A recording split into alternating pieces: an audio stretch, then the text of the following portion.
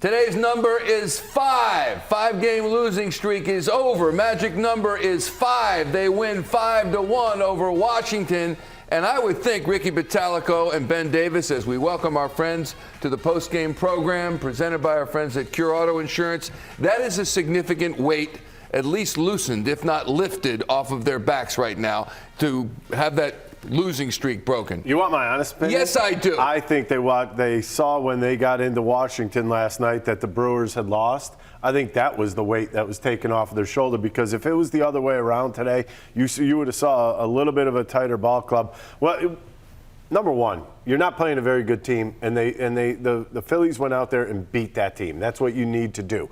Number two, they did a lot of little things. 6 stolen bases in this game, and a big home run by Rhys Hoskins. Hold on, I'm going to finish the post game right here. There you go. Bailey Falter with 6 strong innings, only gave up 3 hits. He located his fastball well on both sides of the plate. Ben, you need to add anything? No, we'll see you game 2, everybody. Good night. No, Ben, your thoughts? They needed a win and they got it. Simple as that. That's all you got to say is they needed a win and they got it. They went out there, they kicked some tail today, they got timely hitting, and Bailey Falter was great. Yeah, and you know what? You could have predicted it based upon scoring that first run. They're now 53-20 in games in which they score that first run. And we go to Ruben Amaro Jr. at Nationals Park, called today's game 1 with Tom McCarthy waiting for game 2. Ruben, this was great. Wait, do you guys really need me? I mean, you guys already got it covered. I mean, hey, you know what?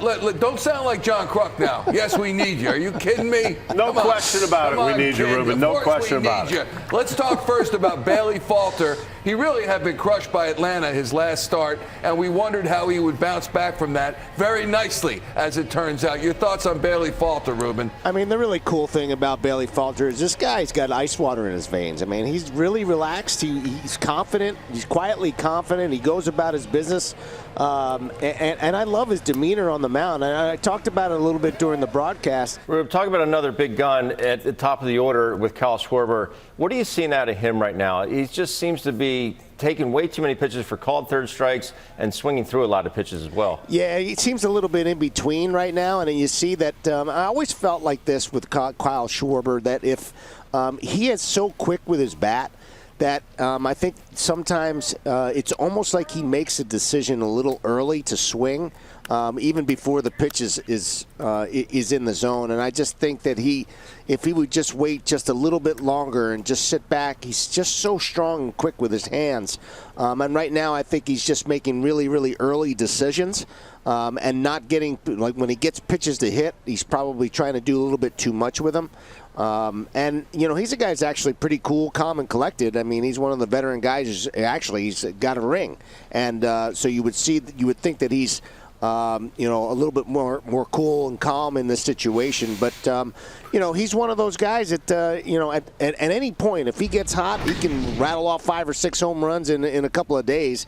And I think it's just a matter of him making a little bit better decisions at the plate.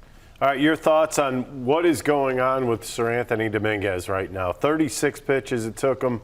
He walked 2 batters in the inning, gave up a hit. He doesn't look the same. Yeah, it doesn't seem like he's as confident. It was interesting that at bat against Victor Robles, and when he blew him away, it was like he got angry. And when he got angry, I mean, he was firing that ball 100 miles an hour, went right after him. And, again, you know, you think about Sir Anthony, he's been around kind of a while, but he's really still a fairly young player as far as experience is concerned. And he's never been in one of these experiences where these guys are trying to win ball games and get to the playoffs. And so I think these experiences are good for him. I'm glad that he worked his way out of it.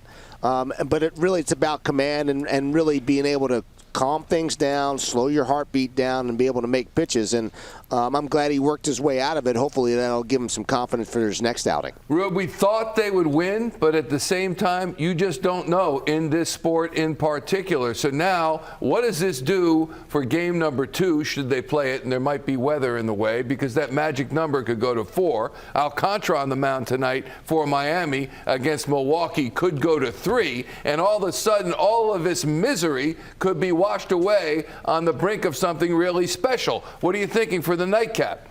Yeah, Michael, I mean, that's the beauty of the game. I mean, baseball is a very strange game, and the momentum can swing at any time, and the confidence in the team can swing at any time. And I got to give Bailey Falter, again, we'll go back to him.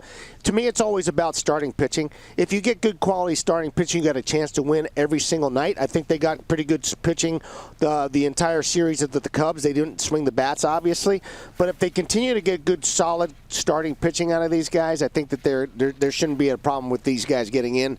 But it's a strange game. I'm glad they won this first game. I think it's going to be a good confidence builder for this club at this stage after what happened with the Cubbies. And listen, they got to keep grinding it out.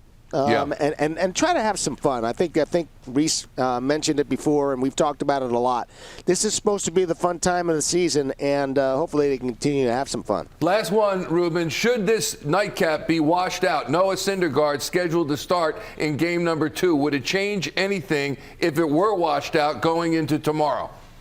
I think it might. Again, we're going to have to talk to Rob Thomson about that. I'm not sure exactly what he's thinking, but they may end up having to play a doubleheader tomorrow or try to play a doubleheader tomorrow. I know what they do not want to do is to have to try to play that game.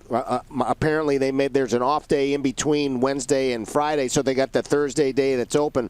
They're going to try to get these games in as much as possible. As far as how it works with the rotation, who knows? And to me, you put your best pitchers out there and you let them pitch, and we'll see what happens with Noah coming up tomorrow. But they may have to try to play a doubleheader tomorrow, and I would think that Noah would pitch one of those.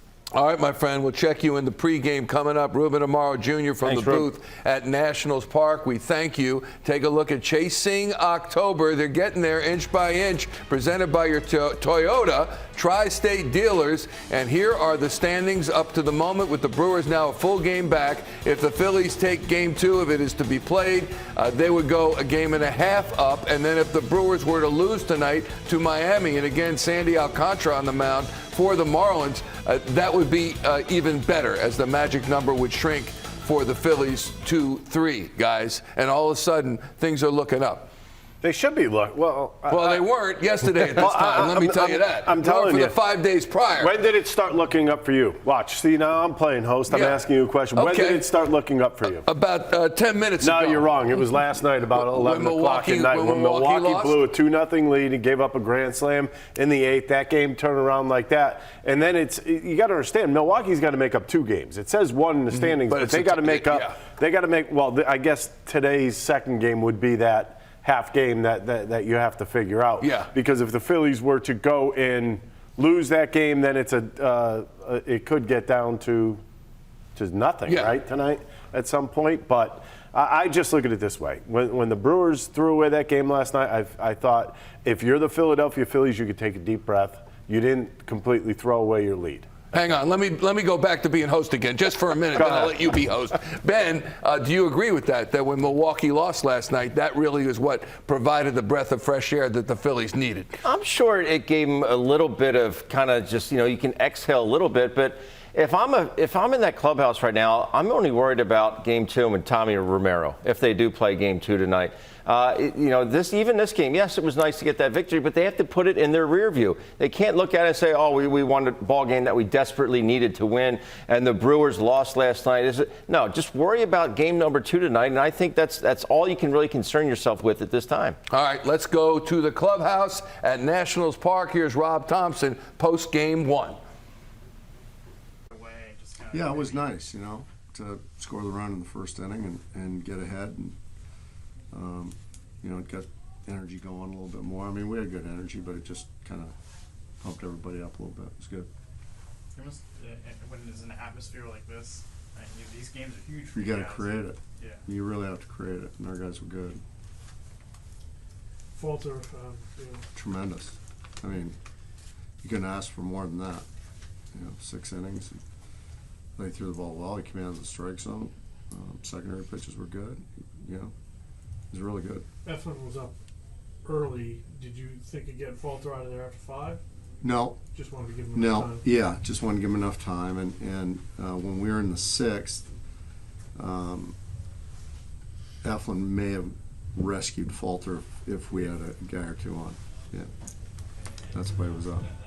JT steals 3 bases, cuts down a few. I mean, does anybody sort of control the Nobody. bases like him? Nobody. He's amazing. So that the 20th steal, you guys know about that, but I guess he's the only guy, or 2 guys over 30 years old catching 20 bags. So it's him and Dusty's father. It's pretty impressive. Pretty neat. Can you tell us what the hell happened on that play? So the rule is that, so it was backswing Right. at the catcher. If he makes a throw, if he's out, say he never makes a second throw, then he's out. Once he makes the second throw, then the catcher, the backswing interference comes into play and he goes back. Ball's dead. It's a weird rule. That's a bad Weird rule. And so I asked Marvin about it. 'Cause I said that's, whatever, but he had it in I said, have you ever had it before? And he said, in Baltimore. Catcher overthrew second base.